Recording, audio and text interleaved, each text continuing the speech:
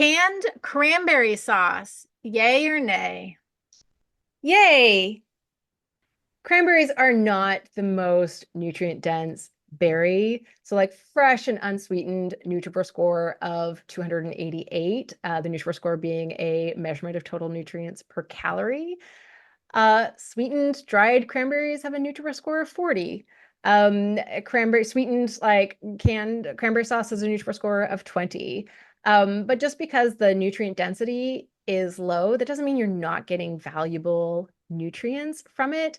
Cranberries have some really cool polyphenols, actually potentially really helpful for people with recurring UTIs.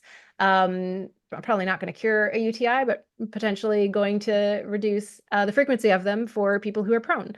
So yeah, I mean, it's cranberry sauce.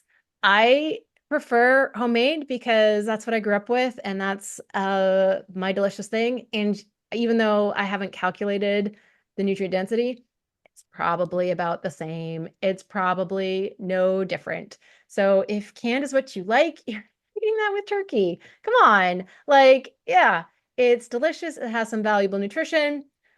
Not a crazy nutrient dense food, but like this is it's Thanksgiving. It's this is a wonder or turkey dinner at other times of the year, right? Turkey dinner for Christmas.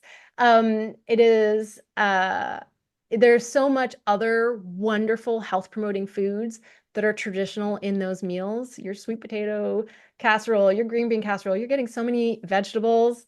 You're getting turkey, which is a very nutrient dense protein food. Like, yeah, yeah, no, it's a yay. If that's what you like and you're gonna eat lots of other health promoting foods in that meal, like let's not overthink the cranberry sauce, man.